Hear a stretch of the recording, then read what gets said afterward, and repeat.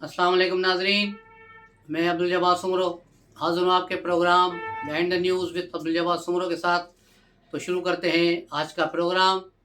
जैसा कि आप जानते हैं, मुल्क में सियासी हलचल का आगाज़ हुआ चाहता है, लेकिन अभी वो इलेक्शन का माहौल कहीं भी नज़र नहीं आ रहा जो होना चाहिए। इलेक्शन पर काले बादल छा रहे हैं, ये क्या माजरा है। उसके अलावा साइफ़र केस का मामला आज हुआ है। उसके अलावा मौलाना फजल रहमान की अहम मुलाकात और बिलावल भुट्टो पर पीएमएल नून की तनकीदें और पीएमएल नून क्या कर रही है। उसके अलावा बुशरा बीबी का एक अहम मसला जो कल सैयद इमरान शफकत ने अपने व्लॉग में बताया, और एक जो है लेडी हैं, इससे पहले भी वो टीवी पर आकर शोर मचाती रही। 2019 में भी उन्हें दारुल उलूम की लाहौर की इंचार्ज थी, सुप्रीडेंट थी, जिन्हें उस ओहदे से बाद में हटाया गया था। उसने इंकिशाफ किया है कि 2019 में लाहौर के दारुल उलूम से वज़ीर आला, उस वक्त के वज़ीर आला बोजदार के हुक्म पर 25 बच्चे यहाँ से बुशरा बीवी के हवाले किए गए, जिनकी उम्रें ज़ीरो से यानी नौमौलूद बच्चे से लेकर 6 साल तक उम्र है। और ये 25 बच्चे, यतीम बच्चे जो हैं लापता थे। उन बच्चों को इन्होंने बनी गाला में जाके जलाया है और उनकी राख और खून से फिर इन्होंने काला जादू किया है। अब इसमें कितनी सदाकत है, कितनी हकीकत है, इसको करने के लिए यकीनन हुकूमत को चाहिए कि इसकी इन्वेस्टिगेशन करें, क्योंकि इस बीवी ने इससे पहले भी इसको इल्ज़ाम को दोहराया था कि दारुल उलूम से नौजवान लड़कियों को निकाल कर सरकारी अफसरों के बिस्तरों तक पहुंचाया जाता है। इसके बाद ही इन्हें उस उहदे से सस्पेंड करके निकाला गया था, और ये जेल में भी रही थी इमरान खान के दौर में। तो ये देखना होगा कि ये कोई इल्ज़ाम तो नहीं लगा रही, लेकिन ये इतना बड़ा इल्ज़ाम सोशल मीडिया पर आकर ख़ुद से लगाना एक बहुत बड़ी बात है। अभी तक इसको किसी भी फोरम पर पीटीआई के किसी रहनुमा ने या बुशरा बीबी ने किसी ने चैलेंज नहीं किया है। अगर ये गलत है तो इसको चैलेंज करें, और हुकूमत को चाहिए कि इस पर एफआईए के थ्रू इन्वेस्टिगेशन करे कि बच्चे वाकई गुम हो गए हैं, और गुम हो गए तो वो कहाँ गए, किस किस ने किसको दिए। वो एक डीजी सोशल वेलफेयर पर इल्ज़ाम लगा रही है जिसका नाम अफशा है कि वो एक पार्टी गर्ल थी, जिसे इमरान के दौर में बुशरा बीवी की वो गैंग की हिस्सेदार हैं, गोगी गैंग की, तो उसको भी फिर डीजी सोशल वेलफेयर बना दिया गया था।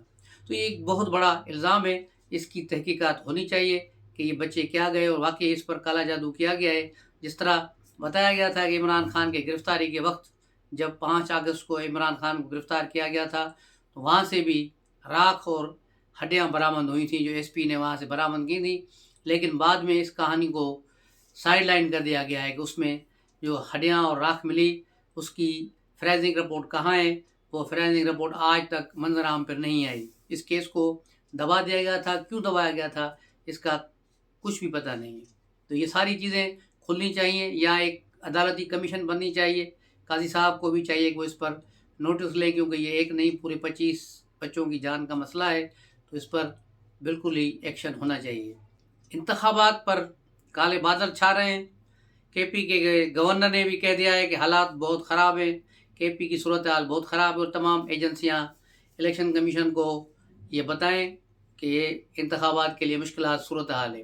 दूसरी तरफ जो नई हल्का बंदियाँ की गई हैं, एमक्यूएम उस पर भी तिलमिला रही है। हालांकि उसे 4 सूबाई असम्बलियों की और 1 कौमी असम्बली की ज़्यादा सीट मिली है कराची को, उसके बावजूद भी वो खुश नहीं है। उसकी वजह क्या है? वो कह हल्का बंदियाँ सही नहीं है, इसलिए वो आज चीफ इलेक्शन कमिश्नर से मिलने इस्लामाबाद आए और बाहर खड़े होकर बड़ी, जो हमेशा ये अपनी मजलूमियत का कार्ड खेलते हैं इलेक्शन के टाइम पे, पक्के मुहाजिर बन जाते हैं कि हम बड़ा जुल्म हो रहा है हमारे साथ कराची में।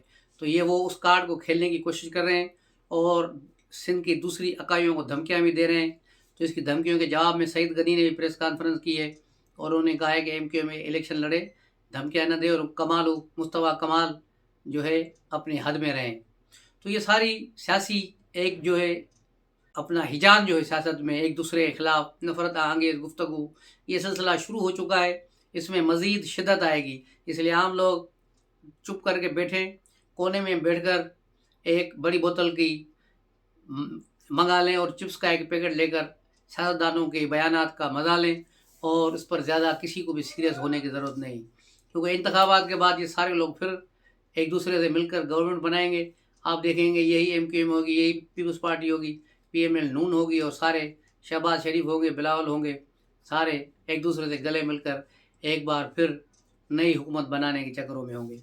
तो इसलिए आवाम से गुजारिश है कि वो दूर से बैठकर तमाशा देखें, मज़े लें, एंजॉय करें। इनके सियासतदानों की वजह से अपने दोस्तों के साथ, अपने घर वालों के साथ, अपने रिश्तेदारों के साथ लड़ाई झगड़े कर कर अपने हालात और माहौल को ख़राब न करें। साइफर केस आज ओपन ट्रायल उसका हुआ है अडियाला जेल में, जिसमें सहाफ़ी भी शिरकत की और पहली बार इमरान खान सहाफ़ियों के साथ रूबरू हुए हैं डायरेक्ट, और उन्होंने कई चीज़ों का इंकशाफ किया है जो पीटीआई के ज़राए दावे करते आ रहे थे, और इनके यूट्यूबर और सारे यूथियों को बेवकूफ़ बनाने के लिए पिछले 15-20 दिनों से चला रहे हैं। बस फ़ौज के सीनियर हुकाम अडियाला जेल में इमरान से मिले हैं, वो ये हो गया है, वो हो गया, बस इमरान आ रहा है बाहर। तो आज इमरान खान ने खुद कहा कि मुझसे तो कोई नहीं मिला, मैं तो चाहता हूँ कि कोई मुझसे मिले और मेरे मसले को हल करे। वो तो बेचारा वहाँ रो रहा था, और ये यूथी जो है यूट्यूबर माल बनाने के लिए लोगों को बेवकूफ़ बना रहे हैं, उनको सुहाने सपने दिखा रहे हैं। दूसरी तरफ इमरान खान ने कहा है कि वो साइफर केस में जनरल बाजवा को और अमेरिकी सफारत खाने के अफराद को अपनी गवाही के लिए बुलाएंगे। अब ये ऐसी बात हो गई जैसे शावन कुरैशी ने लास्ट जो कार्रवाई हुई थी अदालती, उसमें कहा था कि मैं सदर अलवी को अपने लिए गवाह के तौर पे उसको बुलाऊंगा कि उसने ये 2023 का कानून पास किया या नहीं किया, या 2019 का 1920 का कानून है उस पर ये चल रहा है फौजी अदालतों का केस। तो शावन कुरैशी भी टोपी ड्रामा कर रहे थे, हालांकि वो भी जानते हैं कि अगर मुकर्ररा मुद्दत में सदर ने उस पर दस्तखत नहीं किए तो ये बिल ऑटोमेटिक कानून बन जाता है, और ये कानून बन गया था, जिसके बाद ही इस पर अमल दरामद शुरू हुआ था और ये साइफर केस की अदालत बनी थी। दूसरी तरफ इमरान खान भी अब ऐसी बातें कर रहे हैं कि जनरल बाजवा को बुलाओ, अमेरिकी सफ़ीर को बुलाओ कि जनरल बाजवा ने डोनाल्ड को गिराने की साजिश की थी। इस किस्म की खबरें चलाकर अब इमरान खान इंतखाबात जीतना चाह रहे हैं। अब वो वहाँ शेख मुजीब रहमान बन गए हैं, और उन्होंने कहा कि शेख मुजीब रहमान भी तो जेल में था, वहाँ से बैठकर उन्होंने इंतखाबात लड़े थे और जीत गए थे, मैं भी इंतखाबात जीत कर लड़ूंगा। लेकिन ग्राउंड रियलिटी का इमरान खान को शायद उसके घर वाले और वकील भी नहीं बता रहे, उसको भी आज जो है अंधेरे में रख रहे हैं कि बाहर की सूरत हाल क्या है। बाहर पार्टी के लोग तो मौजूद हैं, उसकी फ़ैन फॉलोइंग भी वहाँ मौजूद है, लेकिन न उसके उम्मीदवार हैं, कैंडिडेट हैं, नए इलेक्शन में उसको वोट पड़ने वाले हैं। चंद हलकों में होंगे, लेकिन उसके अलावा केपी के अलावा कहीं भी पीटीआई नज़र नहीं आ रही। तो ये जो सुहाने सपने देख रहे हैं इमरान खान जेल में बैठकर, वो फजूल हैं। उनके घर वालों को, उनकी बाजी को, अलीमा को, बिशरा को और दीगर जो भी उससे मिलते हैं वो बढ़ गया, और दूसरे तो उनको भी चाहिए कि वो इमरान खान को रियलिटी बताएं कि भाई बाहर सूरत हाल क्या है।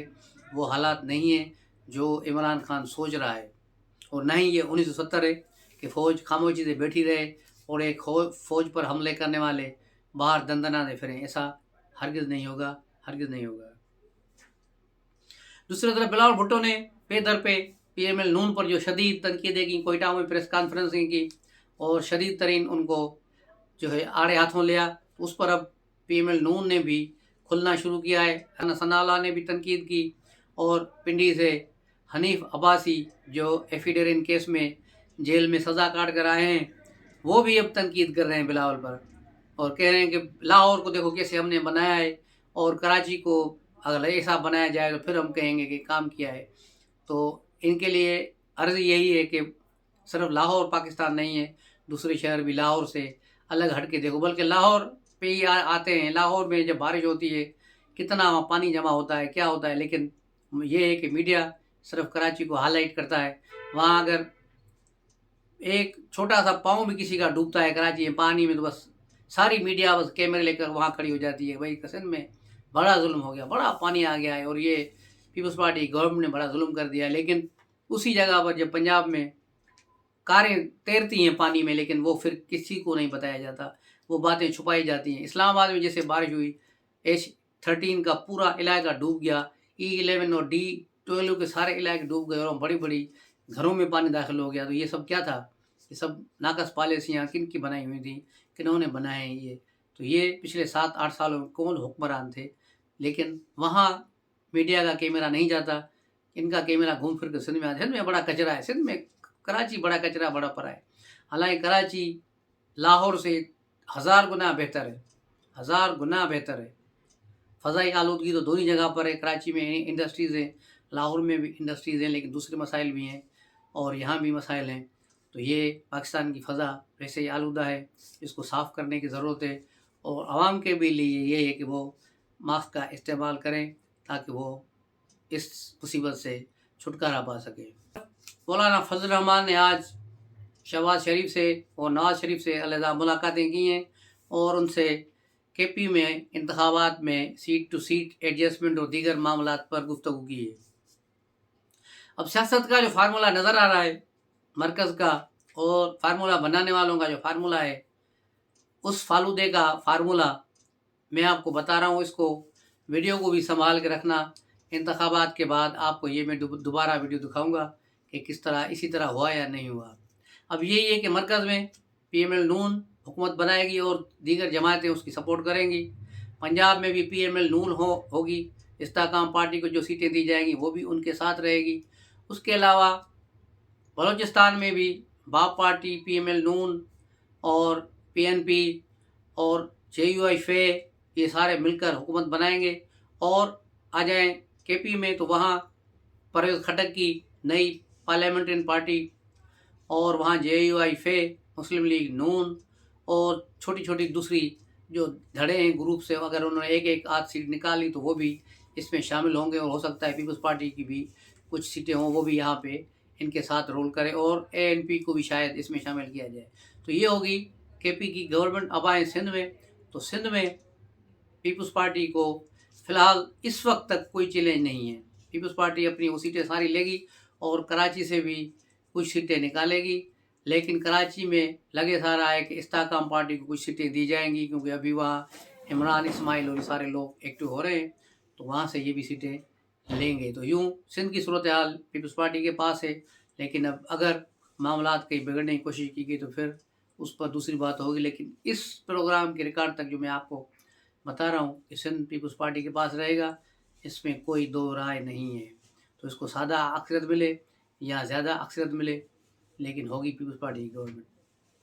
تو اجازت لیتے ہیں اس بات پہ اور ملتے ہیں اگلے ولاگ میں. تب تک کے لیے اجازت. السلام علیکم.